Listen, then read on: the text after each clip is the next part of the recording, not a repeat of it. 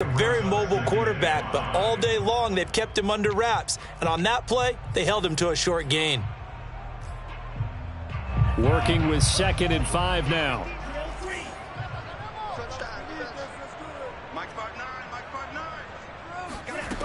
From the gun, it's Lance. Touchdown, 49ers. George Kittle, an 18-yard touchdown grab. And the 49ers have made it a one-score game again here in the 4th. For good reason, quarterbacks want to get the ball to the perimeter to their wide receivers for big plays.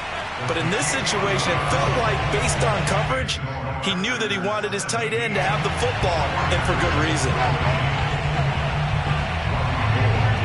After the touchdown, it's Robbie Gould now to kick it away.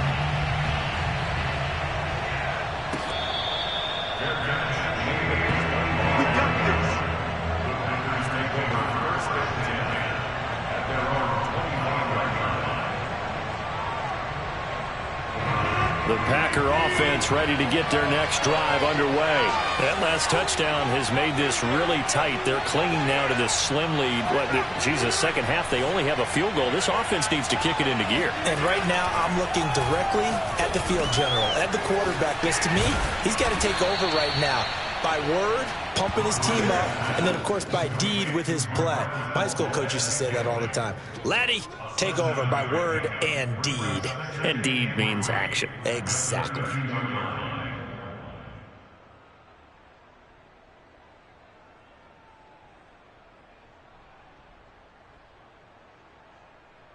They'll operate from the 32-yard line here, 2nd and 3.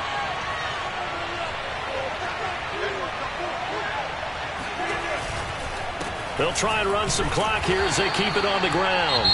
The 49ers now going to use the first of their timeouts. That'll leave them with 2 remaining. We'll be back after this.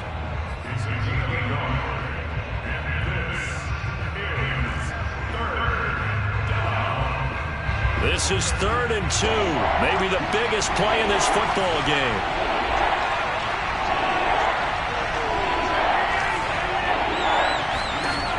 To throw, it's Rodgers. Caught by Cobb. And he is going to have a Packers first down by a couple of yards as they're able to get 4 there on 3rd and 2. They're able to convert with a gain of 4.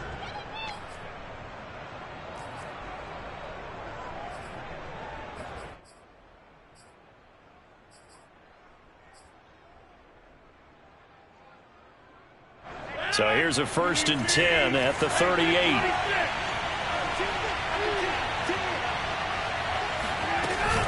They'll try and run some clock now with Jones.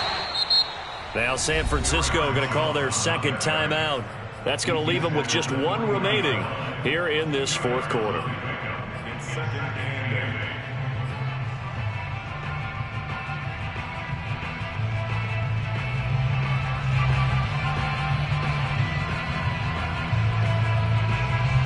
The last run got a couple. Here's 2nd and 8.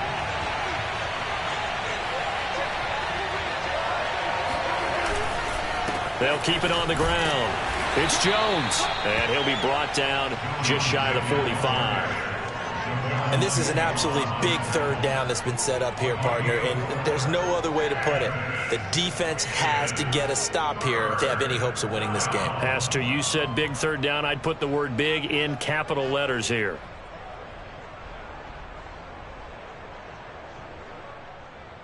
This a big play for both sides. What will we see here? 3rd and 4.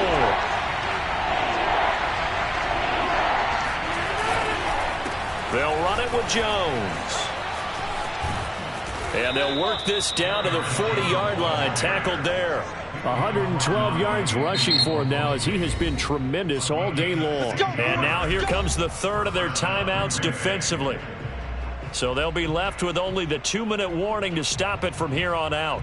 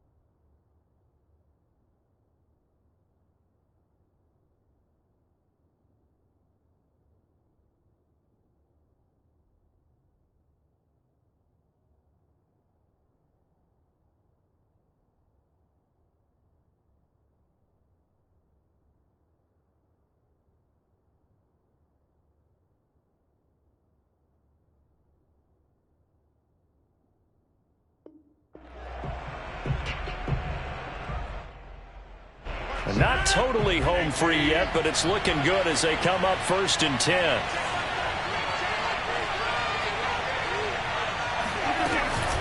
The give is to Jones. And down inside the 35, he goes to the 32-yard line. 9 yards is the pickup there, and they'll have a 2nd and 1. Now, the objective there, I mean, yes, the positive gain, that's nice, but work some clock. Yeah, you're exactly right, but the problem for them is still within a possession, so they can't just sit on it running the ball. They'll have to find a way to throw it effectively as well. 3 points separating these two sides with 2 minutes left to go in the 4th.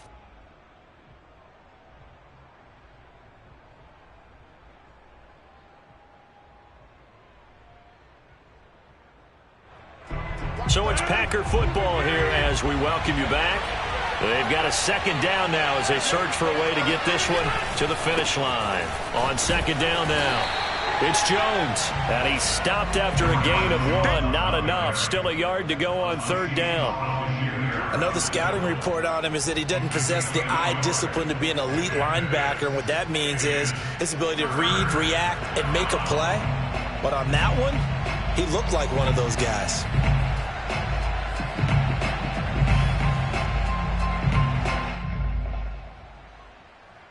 This will be play number 8 here on the drive. It's 3rd and a yard.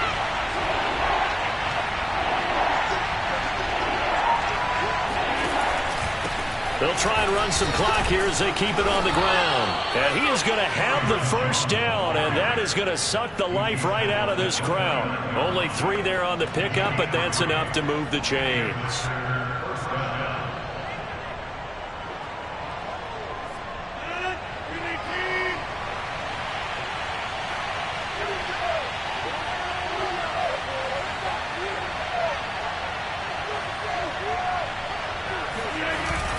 They'll run on 1st down. Jones. And for one of the few times here today, this run's not going to go anywhere. The tackle by Eric Armstead. On 2nd down, it's Jones. Charles, why didn't they just take the knee there? You're asking the question that I'm asking as well, because we've seen a lot of football where coaches decide maybe they get a little greedy. I don't know if they're doing it for stats or for what reason. We've seen it happen in college. It happened in the NFL. The miracle at the Meadowlands. All they had to do was take a knee and the game was over. The Giants ran it one more time. Ball popped free. Philadelphia picks it up and wins the game. What year was that? 1978. I think it was in November.